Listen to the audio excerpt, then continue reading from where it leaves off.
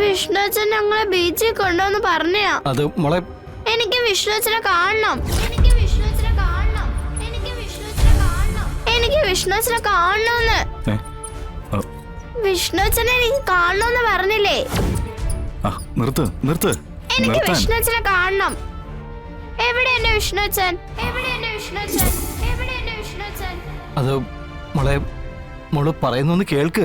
വിഷ്ണുച്ചനെ വിളിക്ക്. വിഷ്ണുച്ചനെ വിളിക്ക്. വിഷ്ണുച്ചനെ വിളിക്ക്. അച്ഛാ, വിഷ്ണുച്ചൻ എവിടെയാ? മോളെ വിഷ്ണുച്ചൻ ഇപ്പൊ വരും. മോള് പറയുന്ന അനുസരിക്ക്. മോള് വാ.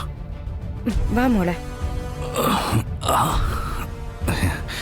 എണീക്കാൻ പാടില്ലെന്ന് ഡോക്ടർ പറഞ്ഞിട്ടുള്ളതല്ലേ? എന്താ ഏട്ടാ? എവിടെയോ കേട്ടുമറന്നൊരു ശബ്ദം പോലെ. ഡോക്ടറെ കാണിക്കാൻ ഏതൊരു കൊച്ചിനെ കൊണ്ടുപോകുന്നതാ. ആ കുട്ടി എവിടെയുള്ളതാണെന്ന് ഒന്ന് തിരക്കണം.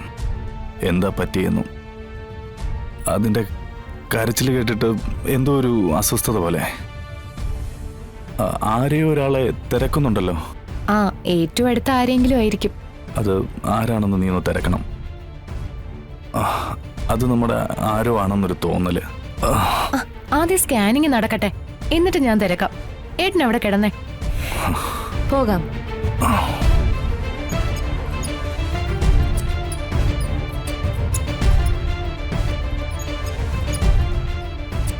എവിടെ എന്റെ വിഷ്ണുച്ചൻ? എനിക്ക് വിഷ്ണുച്ചനെ കാണണമെന്ന്.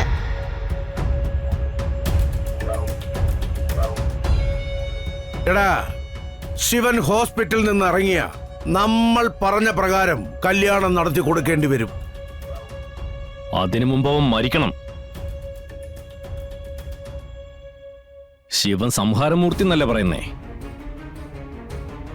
സംഹാരമൂർത്തിയെ ഭസ്മമാക്കാൻ കഴിവുള്ള ഭസ്മാസുരനെ തന്നെ നമ്മൾ അവന് നേരെ ഇറക്കും. ഡിസ്ചാർജ് ചെയ്ത് അവൻ വീടെത്തരുത്. എടാ, എന്തിന് ഡിസ്ചാർജ് ചെയ്യിക്കുന്നു? അവനെ ഹോസ്പിറ്റലിൽ ഇട്ട് തന്നെ തീർക്കണം. ജീവൻ പോകാൻ ഇതിലും നല്ലൊരു അന്തരീക്ഷം വേറെ കിട്ടാനുണ്ടോടാ? ആലോചിച്ചോണ്ട് നിൽക്കാതെ പണിക്കുറ്റം തീർക്കടാ ഡേവിസേ.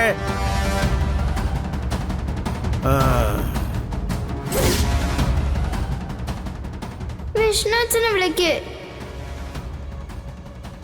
അച്ഛാ, വിഷ്ണുച്ചൻ എവിടെയാ?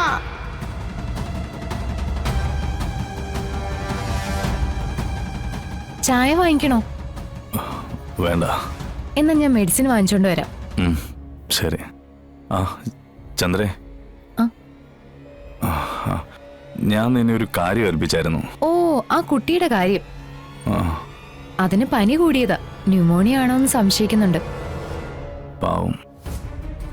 അതിന്റെ കരച്ചിൽ കേട്ടിട്ട് വല്ലാത്തൊരു ഫീല്. അതാ ഞാൻ നിന്നോട് തിരക്കാൻ പറഞ്ഞെ. നമ്മുടെ കുടുംബത്തിലെ ഏതോ ഒരു കുട്ടിയെ പോലെ തോന്നുന്നു. അതിന്റെ കരച്ചിലിപ്പോഴും എന്റെ കാതിൽ മുഴങ്ങുന്നുണ്ട്.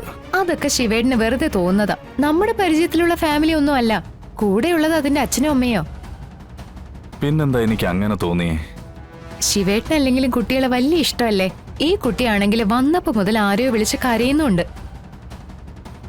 എന്തായാലും കൂടെയുള്ള അച്ഛനെയും അമ്മയൊന്നും അല്ല, മറ്റൊരു പേരാ പറയുന്നത്.